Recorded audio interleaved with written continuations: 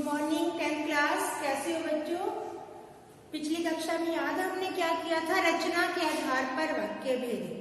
आज हम पाठ पढ़ेंगे। पाठ 1 नेताजी का चश्मा। हम दोनों काम साथ साथ करेंगे ताकि सिलेबस पीछे ना हो, ठीक है? तो नेताजी का चश्मा पाठ 1 बार आप वैसे पढ़ चुके हो, परंतु आज दोबारा से आपको मैं पढ़ा रही हूँ। इसमें बेटा 3 तरीके से आपको प्रश्न आएंगे। एक तो पाठ के पद्यांश के गद्यांश के आधार पर कि एक पैराग्राफ दिया होगा, 3 प्रश्न दिए होंगे। एक संक्षिप्त प्रश्न उत्तर 1-1 नंबर के, और तीसरे अभ्यास में से 2-2 नंबर के प्रश्न। ये 3 तरीके से आपको पाठ में से प्रश्न उत्तर आएंगे। तो बेटा ध्यान से पाठ पढ़ेंगे। लेसन के बीच में से कोई भी प्रश्न आ सकता है। तो आज अपनी बुक निकाल लो, पेंसिल हाथ में रखा करो ताकि प्रश्न साथ साथ लिखते रहो। अपनी रफ कॉपी पेंसिल, जब भी आप वीडियो सुनते हो तो आप अपना काम साथ साथ करेंगे तो आपको कोई मुश्किल नहीं होगी। पाठ 1 पेज नंबर 60। पाठ का नाम है नेताजी का चश्मा। पाठ का नाम क्या है? नेताजी का चश्मा। लेखक कौन है? स्वयं प्रकाश। लेखक कौन है? स्वयं प्रकाश।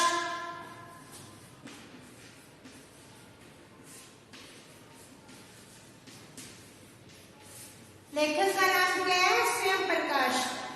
बच्चों पहले इस पाठ के बारे में सुनेंगे कि इस पाठ में क्या बताया। इस पाठ में नेताजी कौन है? सुभाष चंद्र बोस।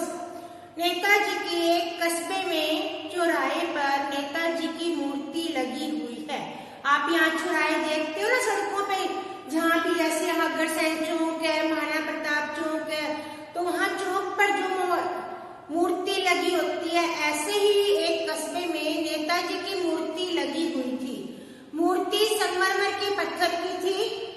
कलाकार मूर्ति पर चश्मा लगाना भूल गया। शायद उसे समय कम था तो उसने चश्मा नहीं लगाया। परंतु कस्बे में एक व्यक्ति था जो चश्मे बेचने का काम करता था। तो वह व्यक्ति नेताजी की मूर्ति पर प्रतिदिन चश्मा बदल देता था। जो ग्राहक जो जैसा चश्मा मांगता था वैसा चश्मा नेताजी की मूर्ति से उतार कर भी दे देता था। उसकी जगह दूसरा चश्मा लगा देता था।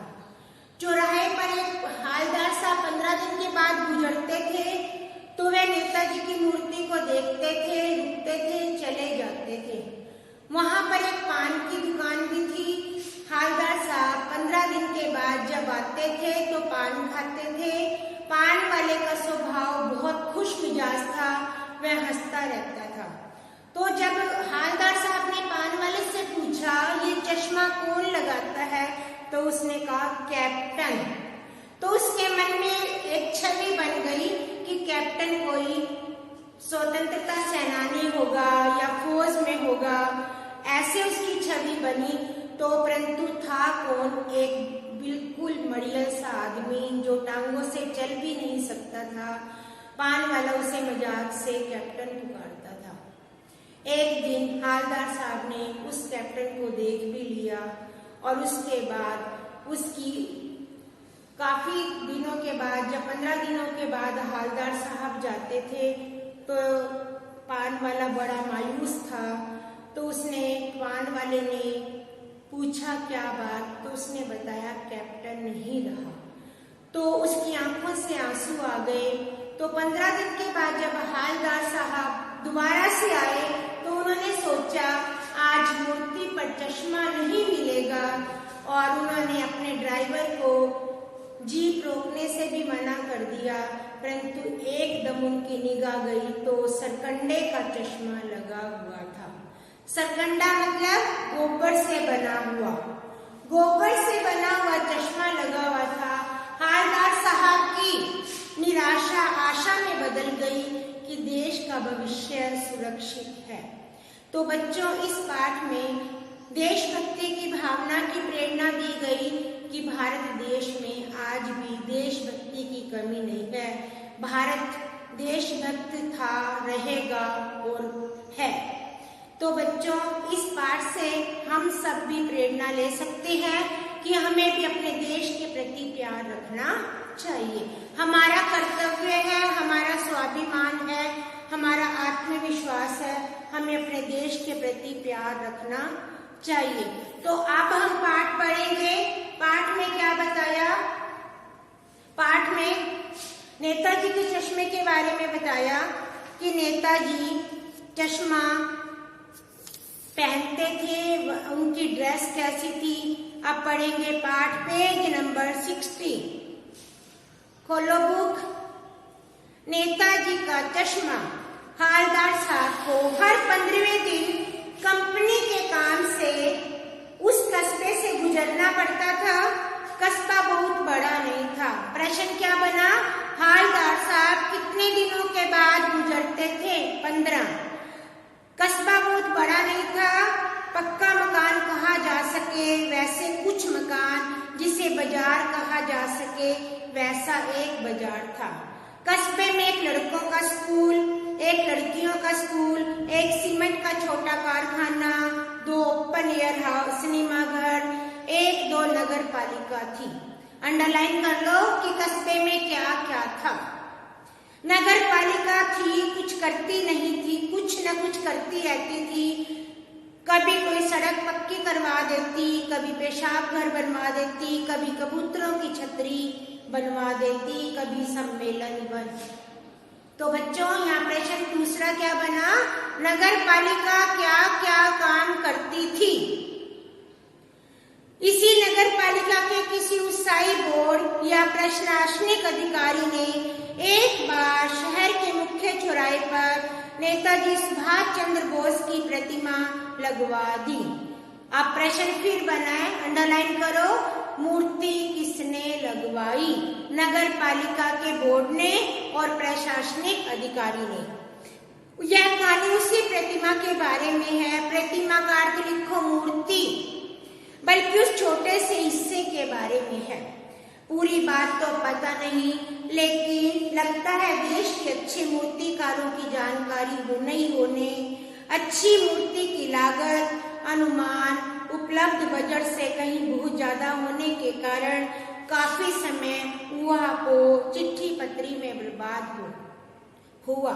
बोर्ड की शासन अवधि समाप्त होने की घड़ियों में किसी स्थानीय कलाकार को भी अवसर देने का निर्णय लिया गया। स्थानीय जो गांव में उसी कस्बे में रहता है उसको बोलते स्थानीय कलाकार। अंत में कस्बे के इकलौते मास्टर, स्कूल के मास्टर मान लीजिए मोतीलाल जी को यह काम सौंप दिया गया। फिर प्रश्न बना कि मूर्ति बनाने का काम किसे सौंप दिया गया? मोतीलाल जी को। कौन थे वो? स्कूल के ड्राइंग मास्टर, जो महीने में मूर्ति पटक देने का विश्वास दिला रहे थे। जैसा कहा जा चुका है मूर्ति संगमरमर की थी। प्रश्न फिर बना मूर्ति कैसी थी? संगमरमर की। टोपी की नोक से लेकर कोट के दूसरे बटन तक कोई 2 फुट ऊंची। अब सुभाष चंद्र की बताया कि वो कोट टोपी पहनते थे और कोट डालते थे, जिसे कहते हैं बस्ट, मतलब बहुत अच्छी। नेताजी सुंदर लग रहे थे, कुछ कुछ मासूम कमसिन फौजी वर्दी में। कैसी वर्दी थी? फौजी। मूर्ति को देखते दिल्ली चलो, तुम मुझे खून दो वगैरह याद आने लगे। इस दृष्टि से यह सफल सराहनीय प्रयास था। अब नेताजी के 2 नारे कौन से हैं? तुम मुझे खून दो, मैं तुम्हें आजादी दूंगा, दिल्ली चलो। ये 2 नारे नेताजी ने दिए। केवल एक चीज की कसर थी जो देखते खटकती थी। नेताजी की आंखों पर चश्मा नहीं था, यानी चश्मा तो था, संगमरमर का नहीं था। एक सामान्य और सचमुच चश्मे का चौड़ा काला फ्रेम मूर्ति को पहना दिया गया था। हवलदार साहब जब पहली बार इस कस्बे से गुजरे और चौराहे पर पान खाने रुके तो उन्हें लक्षित किया। उनके चेहरे पर एक कौतूहल भरी मुस्कुराहट फैल गई। कौतूहल भरी, आश्चर्यचकित। यह आइडिया भी ठीक है। आइडिया, विचार। मूर्ति पत्थर की थी लेकिन चश्मा रियल मतलब वास्तविक, ओरिजिनल। जीप कस्बा छोड़कर आगे बढ़ गई। तब भी हवलदार साहब उस मूर्ति के बारे में सोचते रहे। अंत में निष्कर्ष पर पहुंचे, कुल मिलाकर कस्बे के नागरिकों का यह प्रयास सराहनीय था। महत्व मूर्ति के रंग रूप कद का नहीं, उस भावना का है जो देशभक्ति आजकल मजाक की चीज होती जा रही है। प्यारे बच्चों, इसमें क्या बताया कि आज लोग देशभक्ति को मजाक समझते हैं। दूसरी बार जब हवलदार साहब उधर से गुजरे तो उन्हें मूर्ति में कुछ अंतर दिखाई दिया। ध्यान से देखा तो पाया दूसरा चश्मा है। अब पहले कोई और चश्मा था, अब दूसरा। अब यहाँ पर रेखांकित करो बेटा चश्मे के प्रकार।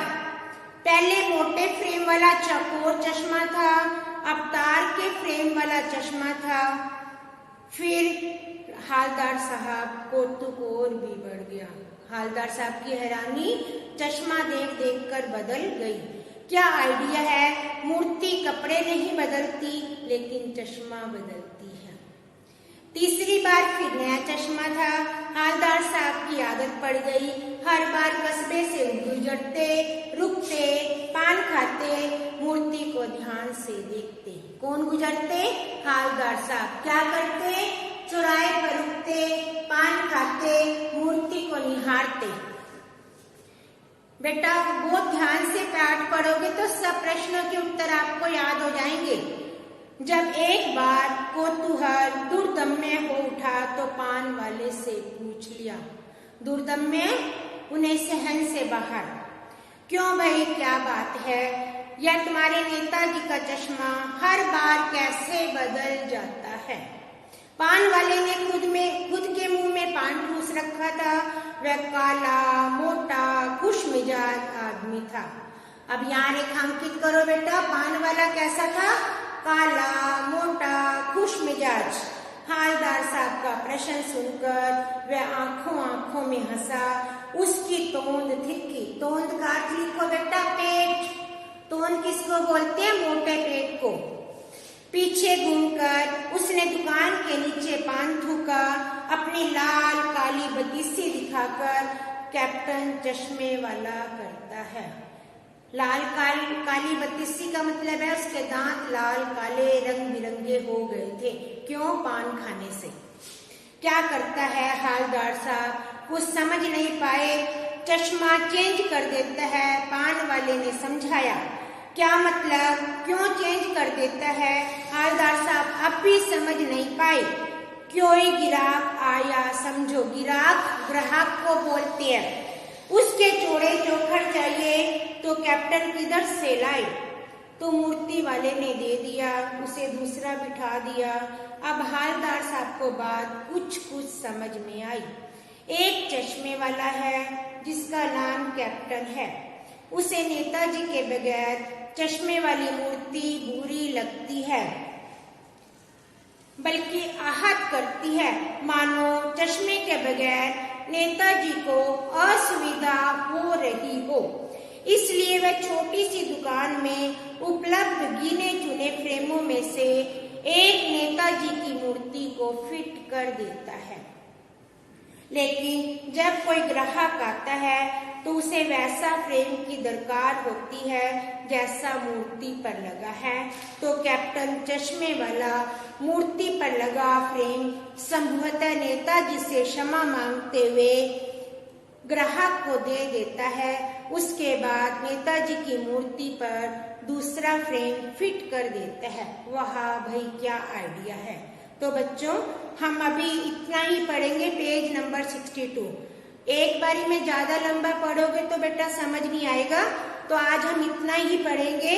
अब इसी में मान लो पहला पहरा आ जाए तो इसमें से प्रश्न बनेंगे। हवलदार साहब कितने दिन बाद जाते थे, किस काम से जाते थे, कहाँ से गुजरते थे, नगर पालिका क्या क्या काम करती थी, किसने बनवाया था, चश्मा मूर्ति किसने बनाई थी, मूर्ति कैसी थी, पान वाला के स्वभाव कैसा था, और मूर्ति पर चश्मा कौन बदलता था, और वह चश्मे कैसे कैसे बदलता था।